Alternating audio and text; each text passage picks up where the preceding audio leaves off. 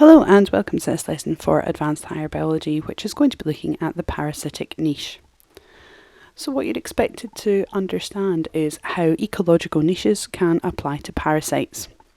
And you need to be able to explain what we mean by ecological, fundamental and realised niche of an organism. You need to be able to describe how interspecific competition can lead to competitive exclusion and result in local extinction. You need to be able to describe how different realised niches can lead to resource partitioning and how this is of benefit to different species. Explain why parasites are said to have a specific niche. And finally, explain the difference between endo and ectoparasites and why many parasites are said to be degenerate. So a quick recap on what we mean when we refer to niche. So up until now we have defined niche quite simply as the role as an organism plays in its community. So for example, having a woodland herbivore or a grassland carnivore. But there's no way that one herbivore would be able to survive in all types of woodland. So that really doesn't describe its niche appropriately. We need to come up with something that's slightly more specific and can summarise all of the factors that are going to influence the distribution of that particular herbivore or carnivore or whatever type of organism it is. And to do this, we have to consider the tolerance levels of an organism. So mostly we're considering abiotic factors such as temperature or pH, and we're also thinking about the other biotic interactions, so predator-prey interactions, competition or parasitism. And when we think about the ecological niche, we're really considering the fact that it's a summary of both the tolerances and the requirements of a species. Now, when it comes to tolerance, what we're really referring to is the fact that all organisms have got a preferred range, an optimum range at which they can operate. Beyond that, they're going to get into some kind of physiological stress within their body, trying to maintain their internal metabolism within that particular range. And as I say, this usually comes when we think about abiotic factors like temperature or pH. When we get into the zone of intolerance, that organism is unable to survive within that niche. We also, as I said, have to consider our biotic interactions. And so ecological niche is best summed up as a mixture of the tolerances and requirements of a species. Now within that ecological niche we have what we refer to as the fundamental niche and the realised niche. So the fundamental niche of an organism is really the set of resources that it could use in the absence of any interspecific competition. And interspecific competition, remember, is when we've got different species competing for the same resources. So for example, if we're to look at these little bird organisms, the fundamental niche would be the entire tree. So this bluebird, or the bluebird species, would be able to inhabit the entire tree. It is capable of, that's its fundamental niche. It could use all of those resources. However, there's some competition from some other species. So in fact, it has a realised niche, its specific environment that it is able to survive in response to the presence of competition.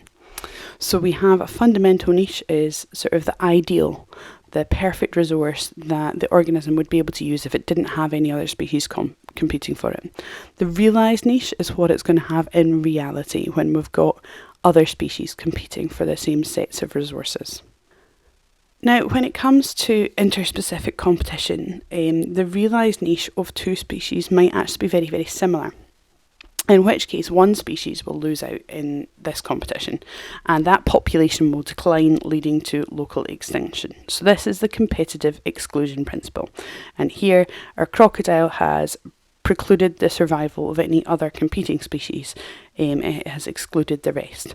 Or if we were to consider grey squirrels, for example, they're able to eat the seeds from deciduous trees before they're fully ripe and are therefore able to outcompete red squirrels in their habitats. So that's competitive exclusion when those interspecies competitions occur and we have one species which is going to outcompete the others. Now, where we have two species living in a habitat, they may have very similar requirements. but that their realised niches are actually sufficiently different to allow them to coexist. So resource partitioning is what we mean by that, where we take particular resources and individual species are able to utilise different sections of those resources. And that reduces their potential competition. So for example, if we look at these wading birds, different beak lengths, the adaptations creating different beak lengths and the different foraging behaviours has allowed these wading birds to exploit food of different types and in different depths of their shared habitat. So resource partitioning really refers to essentially taking sections of the available resources and each species eventually adapting to focus primarily on that specific resource. Now, when it comes to parasites, remember parasitism we've spoken about before is a symbiotic interaction, and we have a parasite and the host, and the parasite is gaining benefit, and usually in terms of nutrients, and that's usually at the expense of the host. Now, unlike a predator or prey relationship, the reproduction of the potential of the parasite is greater than that of the host. So the parasite is going to reproduce much faster than the host and can therefore have quite a significant impact on the health of their host. Now, most parasites have a very narrow or specialised niche. They are very host specific. Some in particular are so specialised as to occupy specific areas of a host. So for example, there are specific species of nematode worm that will occupy very specific sections of the small intestine of a rabbit or the intestinal tract of a rabbit. So you can see here we've got some which will only occupy this area. There's a few that overlap, so this one's going to occupy all the way down here. Then we've got our other species which is going to occupy this section, another species which will occupy this section, another species which will occupy this section. So again, that's actually quite a good example of resource partitioning. But it just gives you an idea of how specific the niche of those parasites can be. Not only is it only living in the digestive tract of a rabbit, but it's only living in a very small section of that digestive tract of the rabbit. Now, the issue that parasites have is that as the host provides so many of the parasite's needs, this results in parasites becoming what we refer to as degenerate, and that means they're lacking structures or organs that you can find in other animals.